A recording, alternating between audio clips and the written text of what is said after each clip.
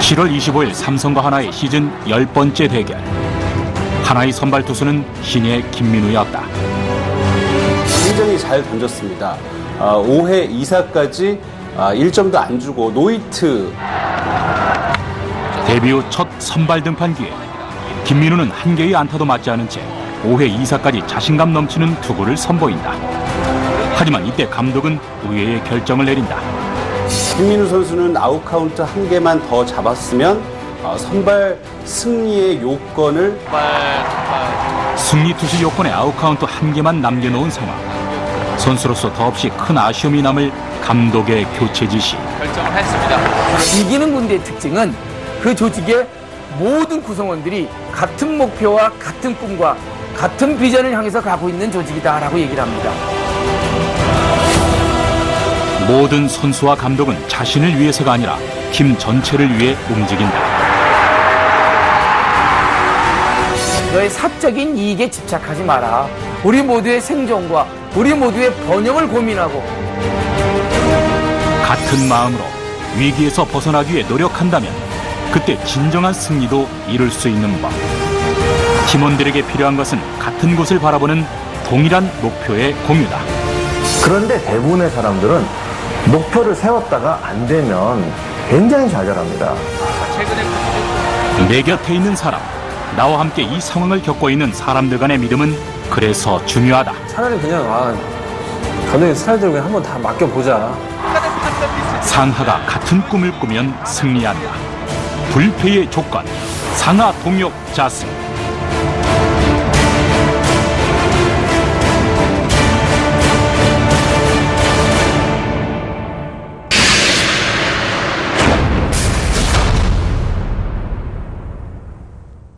마운드는 2012년 10월 4일 SK와 삼성의 정규리그 마지막 대결. 세이브를 기록하고 있는 오승환 선수고 스윙 삼진입니다. 삼성은 또 한 차례 정규리그 우승을 달성한다. 이제 통합 2연패 한국 시리즈 재패를 향해 다시 한번 힘을 모을 삼성은 그날 슬로건 하나를 내건다. 군주와 병사가 같은 곳을 보고 달리면 목표를 이룰 수 있다는 의미의 손자병법 제3장 모공편 상하 동역 자승이다. 윗사람과 아랫사람의 욕심이 같으면 승리한다라는 병법에서 가장 이기는 군대의 특징을 하나 얘기합니다. 무기가 많은 것도 아니고 후방의 지원이 좋은 것도 아니고 병력의 숫자가 많은 것도 아니다. 이기는 군대의 특징은 윗상자의 아래하자, 조직의 상층부와 하층부가 같을 동자의 하고자 할 욕자, 같은 욕심, 같은 목표, 같은 꿈을 꾸고 있다면 그 조직은 반드시 승리할 수밖에 없다. 2006년 한국 시리즈 우승 이후 4년간 중위권에 머물렀던 사자 군단. 특히 2010년 아쉬운 준우승은 팀의 목표를 하나로 만들기 충분했다. 한국 시리즈 통합 4연패, 삼성의 비결은 상하의 단결이었다. 상하 동역에서 굉장히 중요한 게 상과 하예요. 결국은 리더들과 팔로워들의 동합입니다. 뭐 요즘 노사관계라고 하죠. 또 국가의 정치 지도자와 국민들 간의 동역. 또 아니면 뭐 감독과 9명의 선수들 간의 동역. 이게 스포츠 게임이든 정치든 한 조직이든 결국은 가장 중요한 건 서로 다른 꿈과 목표를 갖고 있는 두 계층들이 어떻게 하나가 돼서 화합하여 같은 꿈을 꾸게 하는가. 여기에 관건은 결국은 팔로워들도 중요하지만 리더들에게 달렸다는 거예요. 삼국지에 등장하는 수많은 영웅들 중 결국 살아남은 자는 3명. 조조, 손권, 유비. 그들의 공통점은 각각의 방식으로 상하 동역을 이끌어 승리했다는 점이다. 유비 같은 경우에는 정과 의리의 지도력이라고 할 수 있습니다. 역사상 중국 역사상 황제가 된 사람 중에 유비만큼 친인척이 없는 사람이 없습니다. 혈족 하나 없이 전장을 누빈 유비. 같은 목표를 가진 관우, 장비와 의형제를 맺고 서로 믿으면서 총나라까지 입성하게 된 계기가 된다. 조조 같은 경우에는 깨알 같은 지시를 다 합니다. 자기가 전부 체크를 다 합니다. 그리고 만약에 잘못되면 가차없이 처단을 합니다. 냉혹한 그런 성격을 가지고 있었죠. 조조는 군사들이 보리밭을 밟으면 죽음으로 다스리라는 군령을 내린다. 그런데 뜻밖의 조조가 탄 말이 보리밭을 망쳐놓게 되자 원칙에 따라 형벌을 집행하라고 한다. 관료들이 이를 만류하자 조조는 자기의 머리 대신 머리카락을 잘라 전군에 보여준다. 손권 같은 경우에는 또 어떠냐면 그 중간쯤 된다 할까요? 이스라엘 손권도 아주 사람을 잘 썼습니다. 주유 다음에 노숙 다음에 여몽 다음에 육손, 이런 이제 걸출한 장소들을 잘 사용했죠. 주유 같은 경우에는 자기 형과의 그 아주 절친한 친구였죠. 그래서 끝까지 형 대접을 했습니다. 주유. 적벽대전의 성공을 실질적으로 이끈 주인공 주유. 이 모든 것은 손권의 지도력에서 비롯된다. 이렇듯 장군과 병사들의 같은 목적은 나라의 흥망성쇠를 결정하는 중요한 열쇠가 된다. 항상 세상은 뭡니까? 가치관이라든가 도덕관념이라든가 이런 건 항상 변화하게 되어 있으니까 어떤 리더십이 고정적으로 좋다고는 할 수가 없죠. 그 당시에 맞는 리더십이 가장 이제 좋은 거죠. 이제 유비의 리더십에서도 배울 게 있고, 손권의 리더십에서도 배울 게 있고, 조조의 리더십에서도 배울 게 있고, 이제 항상 누구나 다 장단점은 공유하고 있는 거니까. 관도대전에 임하기 전부터 상하 동역이 되어 있던 조조의 군대. 비록 원소군이 전력적 우세에 있었지만 조조군의 단합은 원소를 물리치고 화북을 제패하는 데 성공한다. 부하들의 반대에도 불구하고 이릉대전을 일으킨 유비. 결국 전쟁에 패하면서 쇠퇴의 길로 접어들게 된다. 이 모든 것이 바로 상하 동역이 되어 있느냐 마느냐의 차이. 여기서 중요한 것은 결국 리더의 마음 자세다. 솔선수범하라.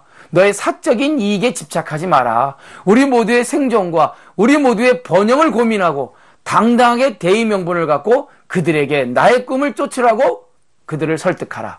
그러면 그들은 마치 자식처럼 정말 스스로 자발적으로 나의 꿈과 나의 비전을 공유할 것이다.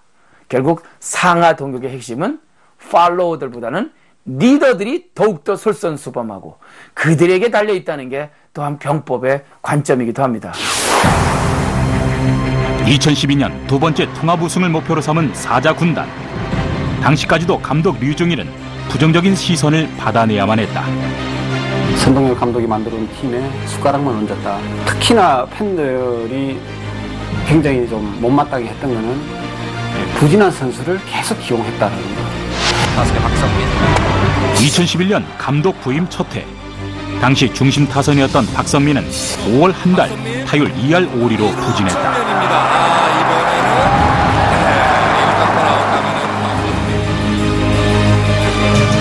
부진할 때는 충격요법도 필요하고 때로는 2군을 보내기도 하고 여러 가지 그런 상황들도 만들어주고 그렇게 해야 되는데 믿고 기다리는 것밖에 할 줄 모른다, 이런 평가들이 나왔던 거죠. 하지만 류중일은 기다렸다. 부진한 선수에게 감독이 준 것은 훈련도 이군행도 아닌 믿음이었다. 그러자 선수가 보답했다. 박성민의 6월 한 달간 타율은 3할 8푼 1리. 류중일 감독을 보면 말투도 빠르고 발걸음도 빠르고 그리고 사실 성격도 급해요. 그래서 뭐 뭐든지 다 급하게 빨리빨리 이렇게 할 것 같은데 류중일 감독의 야구 색깔 하나만큼은 기다리고 인내하는. 자, 주자 스타트했습니다. 좌측에 2012년 한국 시리즈 6차전. 시리즈 전적 3승 2패 중인 삼성의 운명적 기록. 박성민의 2점 홈런으로 삼성은 승기를 잡는다. 시리즈 내내 15타수 1안타로 부진했던 선수. 6차전엔 감독이 자신을 출장시키지 않을지도 모른다는 불안감에 떨기도 했던 선수. 감독과 선수는 그렇게 하나가 된다. 항상 기분 좋죠. 첫해 2011년 때는 참 부담스러웠거든요.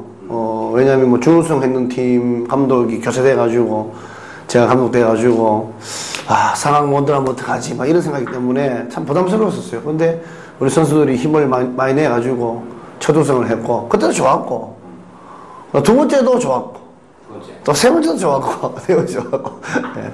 항상 우승이라는 건 참 좋은 것 같아요. 4구 방망이 부러졌습니다. 2011년 부임 첫해 정규리그 우승은 물론 시리즈 전적 4승 1패로 한국 시리즈까지 거머쥔 사자 군단의 새로운 수장. 2012년 역시 정규리그 1위 SK를 상대로 한 한국 시리즈에서 4승 2패로 또다시 우승을 차지한 삼성 라이온즈. 바깥쪽 밀어친 타구 중견수 올 시즌 마지막 아웃카운트가 올라갔습니다. 최종 스코어 7대3. KBO 역사상 처음으로 삼성 라이온즈가. 그 안엔 감독 류중일만의 병법이 있었다. 처음에 저는 뭐 코치, 뭐 선수 생활, 또 코치 생활, 뭐 감독 됐지만 삼성에서 큰 28년, 29년 동안 있으면서 뭐 선수들도 뭐 제 성격도 알고 코치 스텝도 다 그렇고 그런 부분에서 뭐 눈치껏 잘하는 것 같아요. 1987년 삼성 라이온즈에서 선수 생활을 시작한 류중일.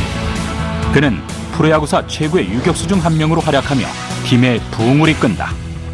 2010년 12월 30일 날 아침에 사장님 전화를 받고 깜짝 놀랐습니다. 저는 깜짝 놀랐고.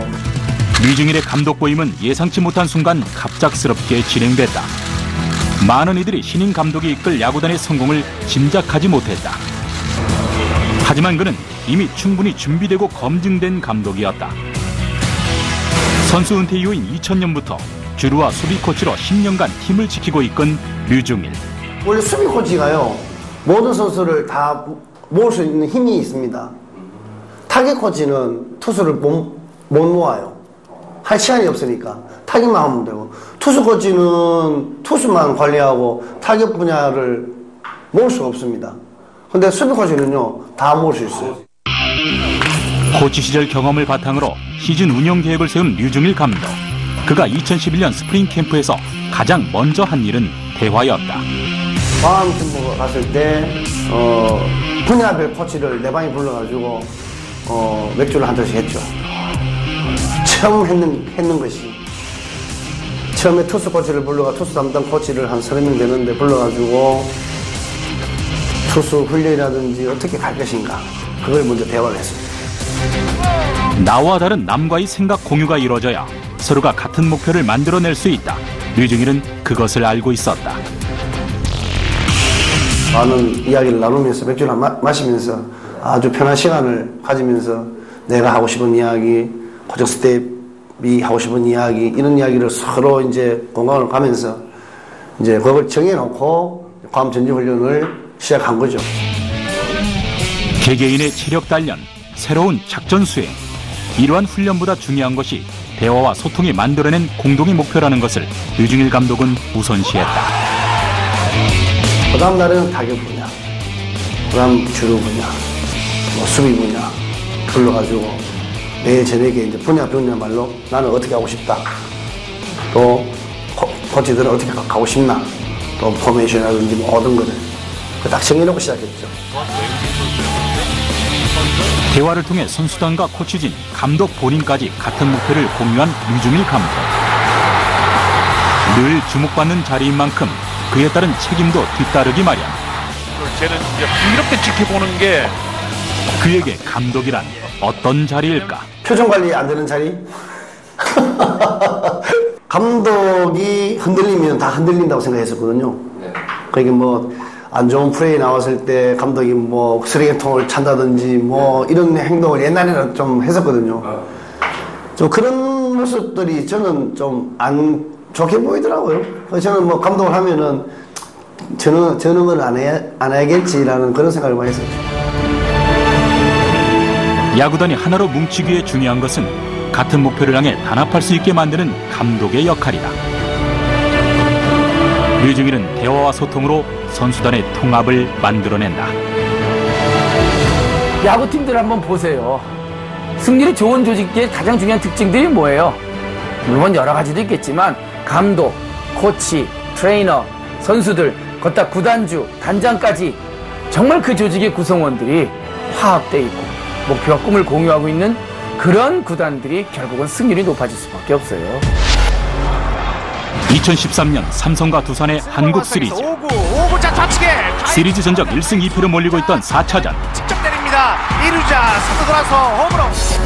삼성은 4회부터 6회까지 9명의 타자 모두 범타로 물러나며 타선에 심각한 침체를 보인다. 1승 3패로 몰린 상황에도 감독은 동요하지 않는다. 일단 하나 남았으니까요. 하나 남았으니까 5차전만 어떻게 이겨가지고 대구까지 온다면 승산 있다고 생각을 했었거든요. 조금이라도. 감독의 마음이 통한 것일까? 4차전까지 부진했던 타선이 살아나기 시작했다. 하지만 두산은 그리 만만한 상대가 아니었다. 3회까지 4대4 동점 상황. 마음이 우리 선발 투수가 잘 던져줘야 되는데 처음부터 공격이 좀 터져줘야 되는데 이런 생각에 먼저 생각하고 있다가 반대 현상이 나타나면 얼굴이 벌리죠. 얘를 다 받아가지고. 3이닝 동안 4실점을 기록한 윤성환의 교체. 감독은 벌개진 얼굴로 목표를 향한 방법을 다시금 재설정한다. 게임이 안 풀리는데 어차피 선발 투수가 잘 던져줘야 되고 또 나가는 타자마다 안타 쳐줘야 되고 타점을 올려줘야 되고 상대방보다 점수가 많아야 이기는 게 야구니까 항상 선수들이 잘하기를 참을 떠놓고 빌고 있습니다. 위기 속에서 상하 동혁은 더욱 빛을 발한다. 박한희의 적시타가 터지며 7대5로 재역전에 성공한 삼성. 감독은 그 비결을 이렇게 말한다. 우리 선수들은 승대 중심으로 잘 하는 것 같아요. 이승엽 선수, 진가병 선수, 또 투수 쪽에는 지금 같지만 배영수라든지 윤성환, 고참 선수 것들이 지금은 임창용 선수도 있지만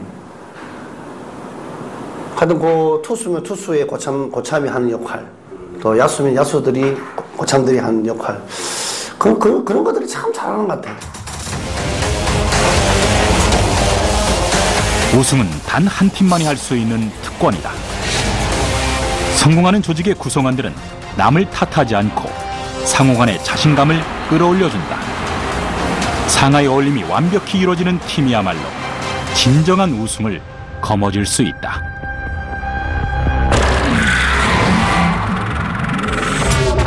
역대의 우리 스포츠사를 보면 가장 최고의 전적을 냈을 때 히딩크 23명의 선수들과 함께 1년 9개월 만에 세계 4강이라고 하는 성과를 만들어낸 건 물론 선수들의 능력도 중요하고 또 기술력의 발전도 중요하지만 그 히딩크가 꾸는 꿈과 또 이 선수들 23명의 꿈이 동역이 됐다는 겁니다. 거기에 국민들과도 함께 된 거죠.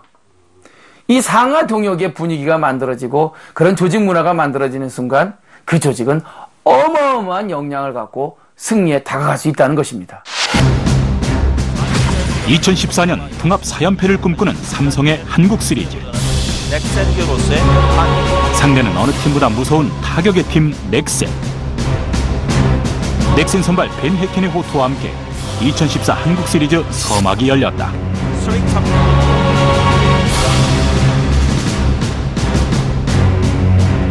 넥센이 이제 플레이오프에서 이제 상승세를 탔고 팀 분위기가 정규 시즌 이후부터 계속 분위기가 굉장히 좋은 상태였습니다. 그리고 타선이 굉장히 좋아서 삼성 입장에서는 넥센의 어떤 이런 공격력과 상승세를 막기가 좀 쉽지가 않았습니다. 그래서 1차전에서는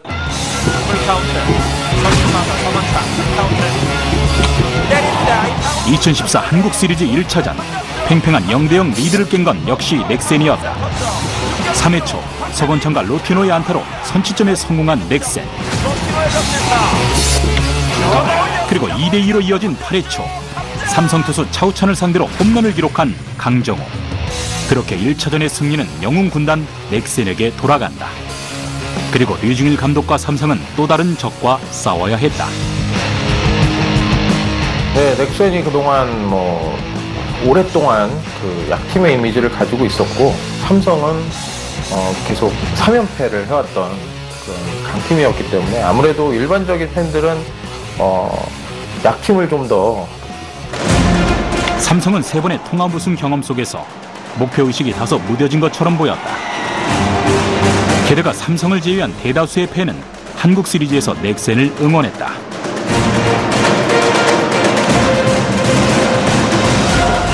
그런데 최선을 다해서 투자를 하고 최선을 다해서 연습하고 그 우승을 하기 위해서 얼마만큼 1월 달부터 땀을 흘리고 고통스러워하면서 그런 결과를 받으려고 연습을 하는 거거든요.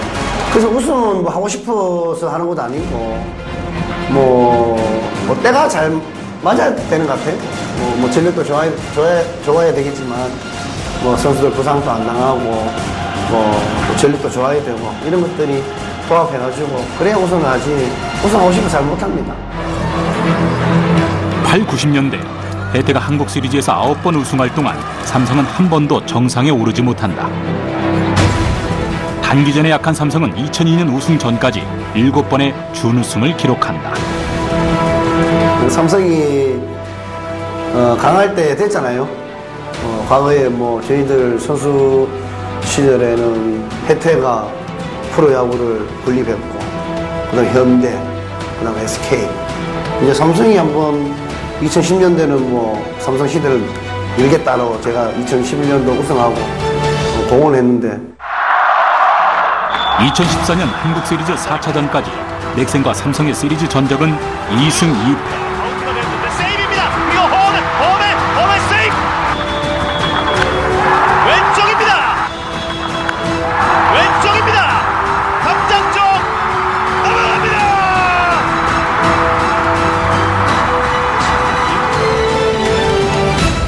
정규리그 내내 강력한 우승 후보였던 삼성은 한국 시리즈 4차전까지 넥센의 우위에 서지 못한다. 참 부담스러운 게 후반기 이번 올스타 브레이크 끝나고 후반기 우리 연습 마지막 날 월요일 할 때 선수단 전체 미팅을 하고 딱 했는 이야기가 참 여러분 나도 부담스럽지만 여러분도 참 부담스럽겠다고 이야기했어요. 의아했을 거예요. 뭐냐 그러면은 시즌 초에 뭐 모든 전문가라든지 또 전문 기자들이라든지 뭐 우승 후보는 삼성이다. 다 그렇게 하잖아요. 다 이야기하고 또 삼성이 우승하면 본전이에요. 못하면 바보 소리 듣고 첫 번째 바보 소리 듣는 게 저죠. 그 좋은 전력 가지고 왜 우승 못하냐 이거죠. 표정 관리 안 되는 자리에서 우승에 대한 부담감까지 더해졌다.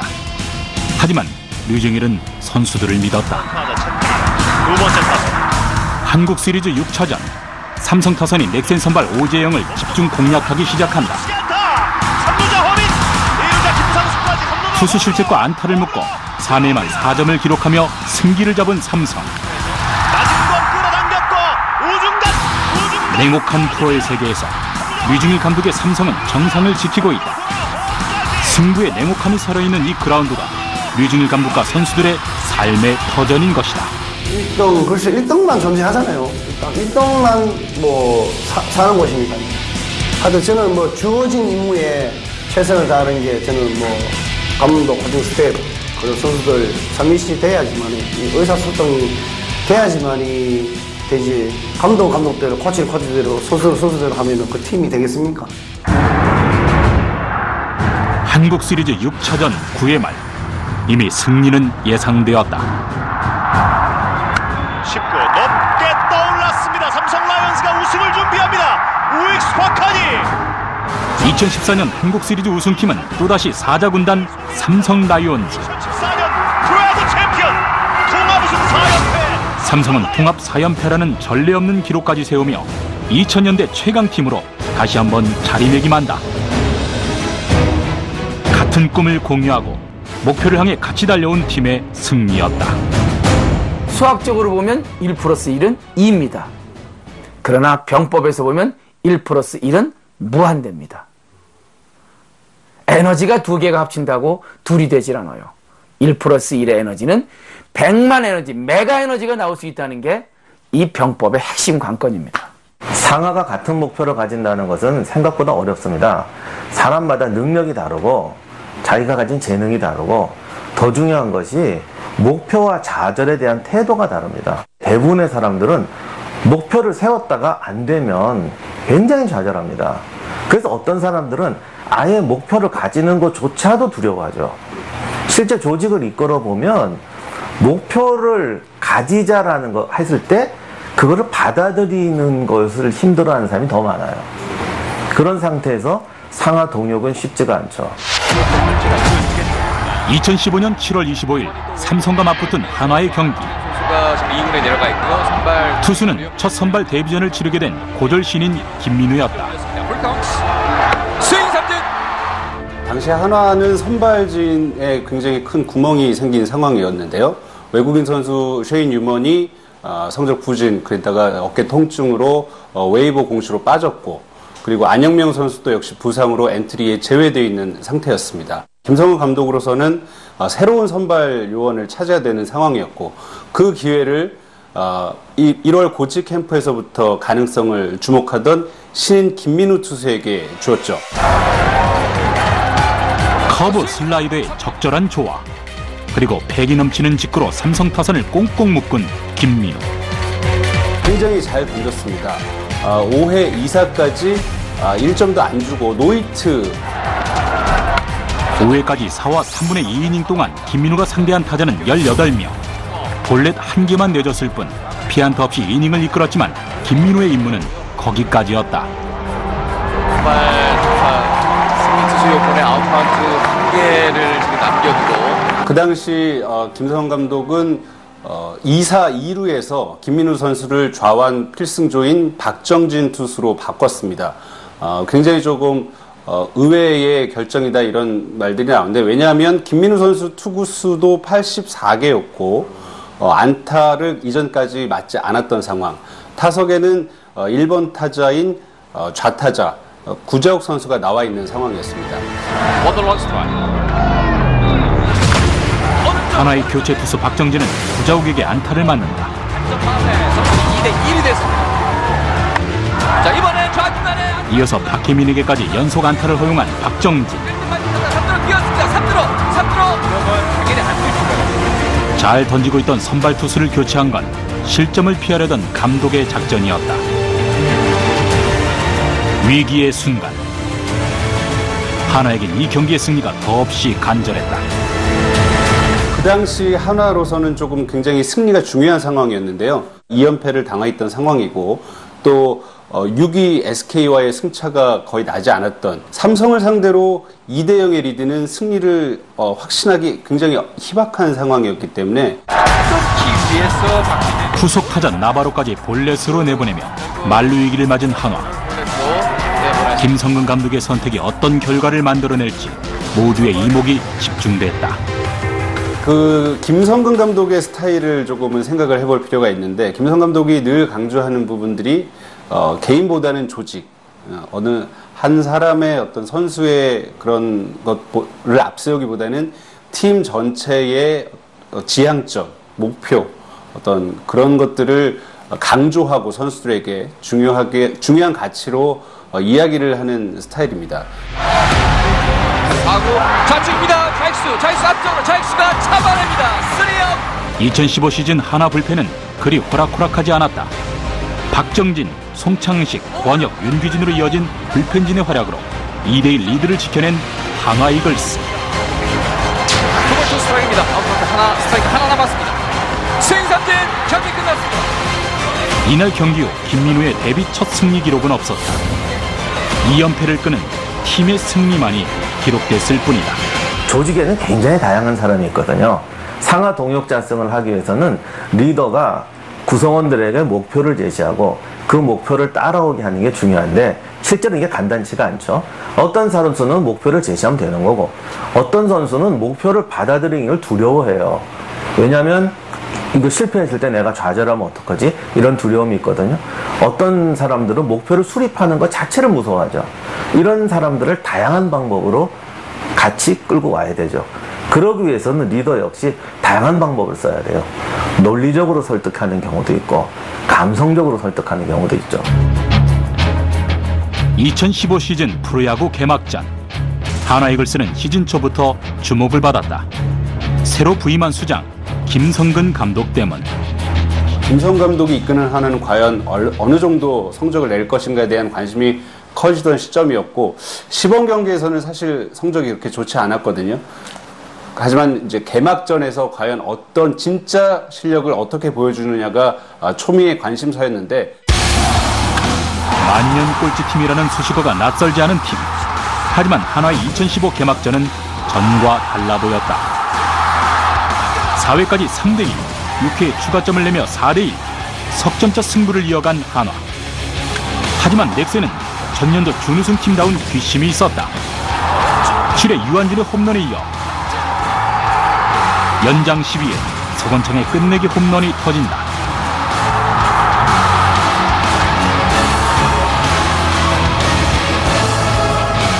굉장히 아쉬울 수밖에 없는 패배였고, 왜냐하면 시즌 첫 스타트를 이기다가 끝내기 홈런을 맞았다는 것들이 데미지가 굉장히 클 수가 있었는데, 다음날 김성 감독을 만났는데 이런 얘기를 하셨습니다. 굉장히 많은 것들을 배웠고, 오랜만에 역시 와보니 리그에 대한, 경기에 대한 감각, 또 팀 운용에 대한 것들을 또 새롭게. 개막전 역전패의 충격을 뒤로한 채 정규리그 경기에 충실히 임한 한화. 4월 2일 두산전까지 2승 2패. 하지만 NC전 연패를 당하며 2승 4패가 된다. 또다시 한화는 패배가 어울리는 팀처럼 보였다.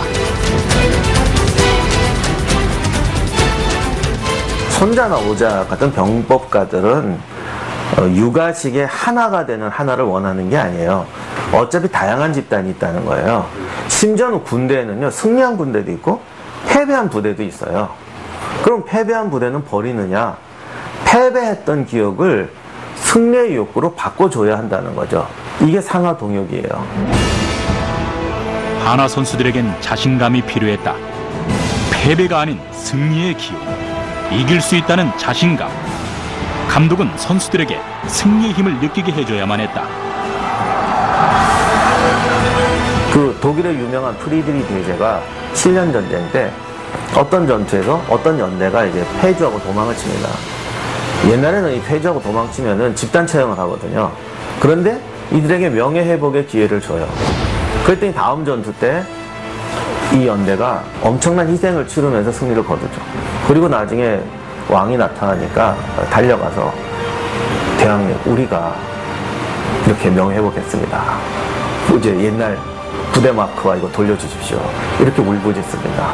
이런 식으로 패배한 군대, 실패한 군대도 목적을 가지고 이끌어주는 것. 이게 오자나 손자가 말한 진정한 상하 동역입니다. 상하 동역은 위기 속에서 더욱 단단해진다. 상하가 완벽히 같은 목표를 공유하고 있을 때 그들의 힘은 제대로 발휘된다. 하나이글스에게 2015 시즌 초반 거듭되는 고비는 서로 간의 마음을 확인하는 계기가 된다. 보통 이제 팀이 한 시즌을 운용을 해 나갈 때 5할 승률을 기본적으로 목표로 상정을 하게 됩니다. 왜냐하면 5할 승률이라는 거는 승수와 패수가 같은 지점, 이거는 곧 팀이 상위권으로 더 도약할 수 있다는 어떤 기준점이 되거든요. 그런 의미에서 한화한테 5할 승률이라는 건 굉장히 중요한 가치였습니다. 왜냐하면 한화는 지난 3시즌 동안 연속으로 최하위를 했던 팀입니다. 그리고 2007년을 마지막으로 포스트 시즌에 오르지 못했던 팀이죠. 그러다 보니까 성적에 대한 열망이 굉장히 컸습니다. 김성근 감독을 영입한 이유도 어떤 그런 침체된 분위기를 벗어나기 위한 것이었고요. LG와의 첫 3연전, 3경기 모두 1점 차 승부. 감독과 선수는 조금도 포기하지 않았다. 고도의 집중력을 발휘해 2승 1패 위닝 시리즈를 기록한 하나의 목표는 분명했다. 5할 승률, 조금이라도 빨리 5할 승률에 닿는 것, 그것이 한화의 상하 동역이었다.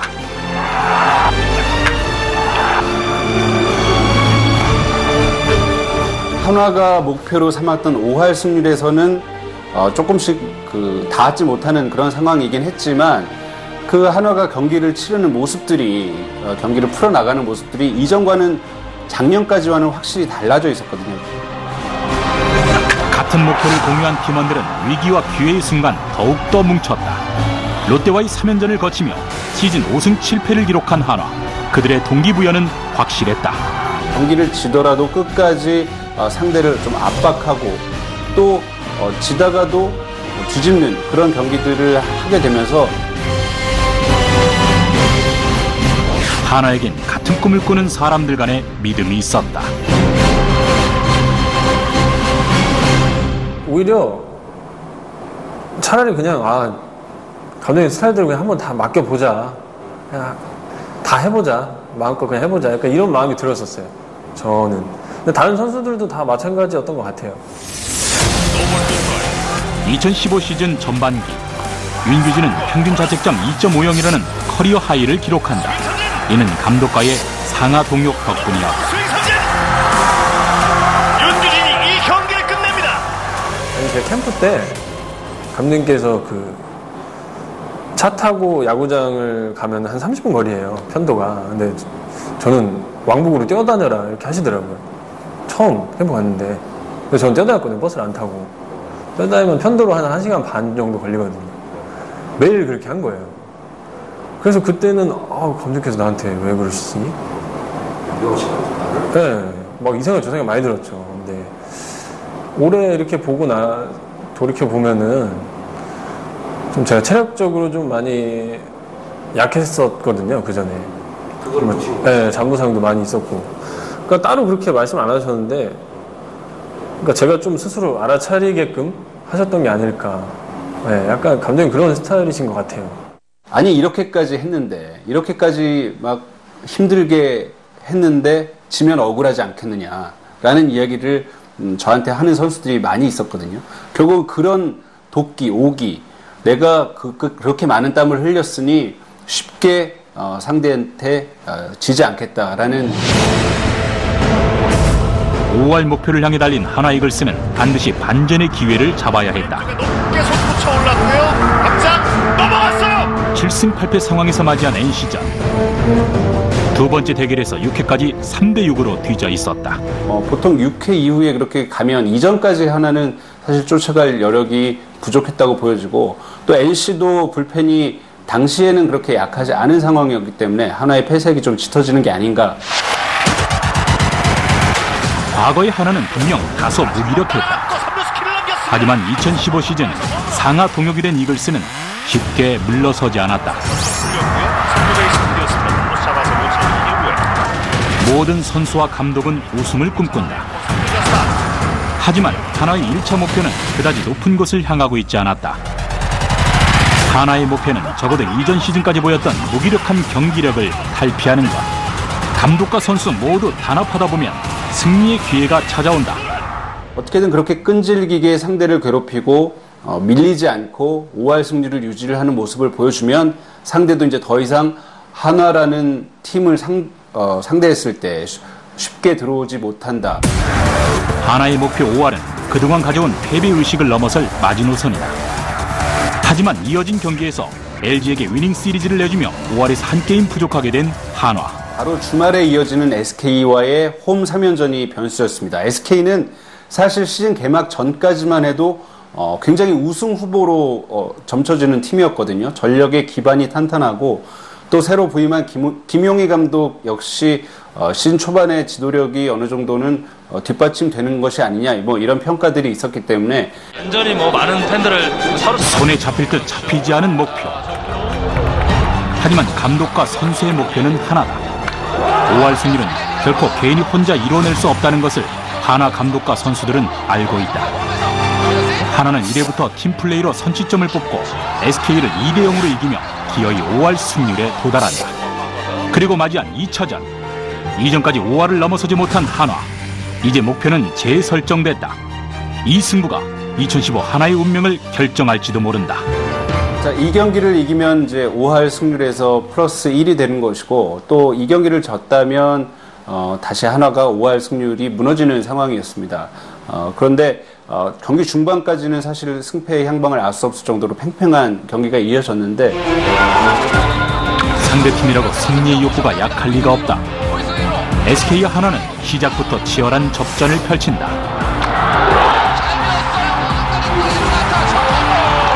SK가 먼저 점수를 내면 한화가 따라가는 양상이었다.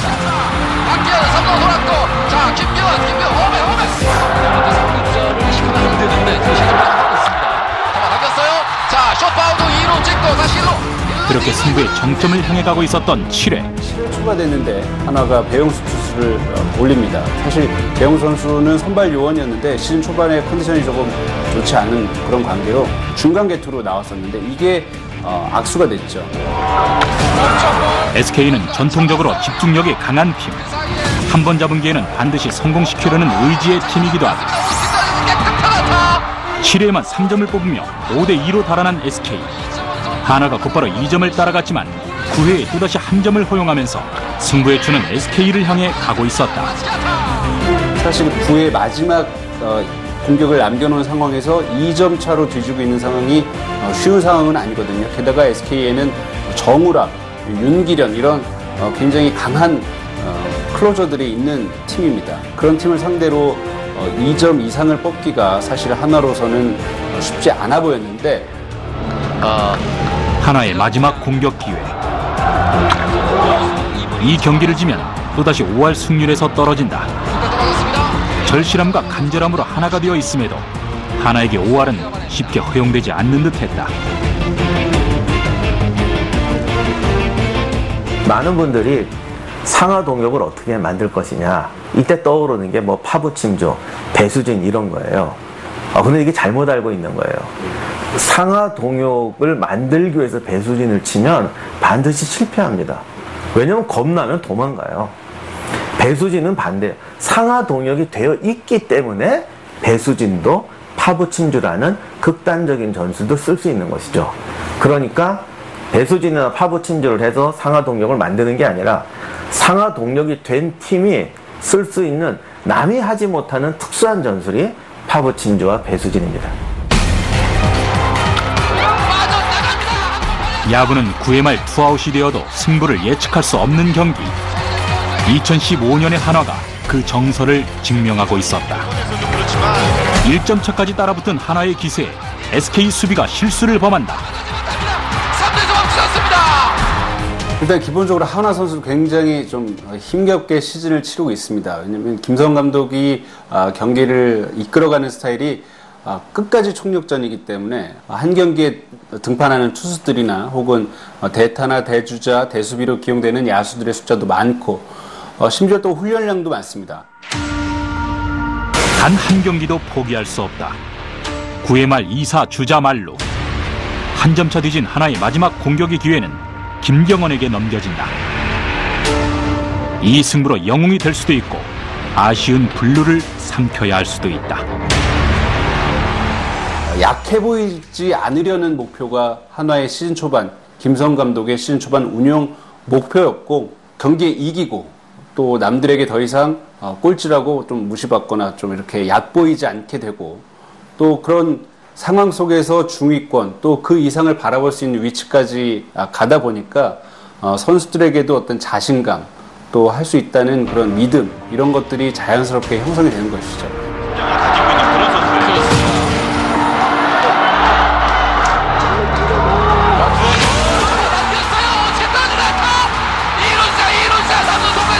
같은 목표를 이루기 위해 선수들은 더욱 공격적이고 더욱 적극적으로 변한다.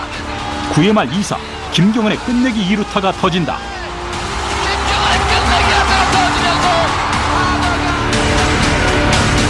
이 경기를 통해 하나는 드디어 5할 승률을 넘어선다.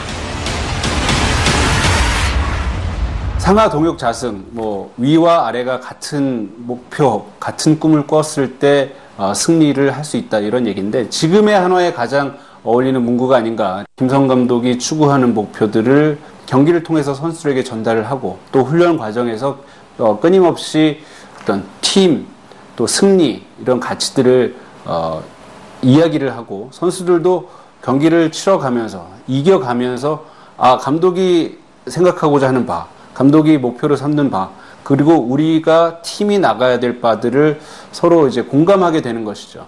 공감하다 보니 더 큰 시너지, 더 큰 힘들이 생기는 것이고, 그것이 바로 지금의 한화를 만드는 원동력이 아니었나, 이렇게 생각이 됩니다.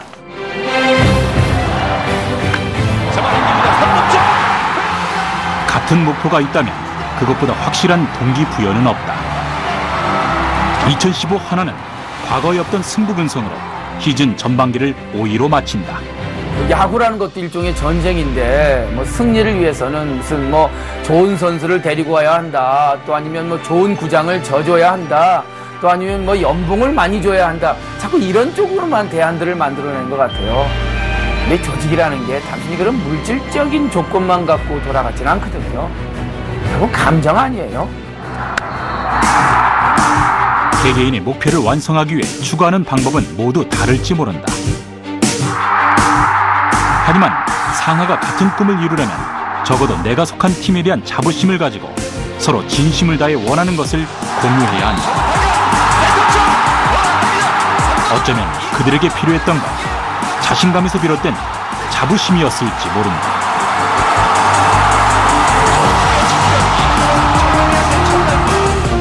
하다못해 뭐 3명을 데리고 분식집을 하더라도 뭐 주방장, 서빙, 배달라 똘똘 뭉치면 저 골목 구석에 있어도 사람들은 몰려와요. 왜? 주방에서 흥이 나서 음식을 만들고 서비스 좋아지고 배달 빨라지면 그 분식점은 상하 동역이 된 거고 결국은 손님들은 올 수밖에 없는 거죠.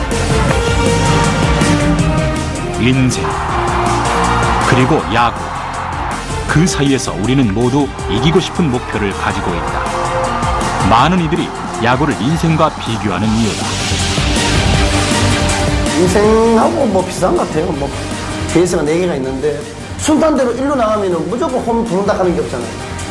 희생을 해야 되고 또 상대가 다음 타자가 또 최악 진루가 되고 이런 것들이 인생살이하고 비슷하지 않겠나 하는 생각이에요. 무조건 승리할 순 없다. 무조건 승리만 할 수도 없다. 우리에게 중요한 건 적어도 지지 않을, 무조건 실패하지 않을 불패의 힘을 키우는 것. 승리를 향해 같은 꿈을 꾸는 이들은 기쁨의 카운트를 잡을 수 있다. 야구평법 제10장 불패의 조건 상하 동역 자승.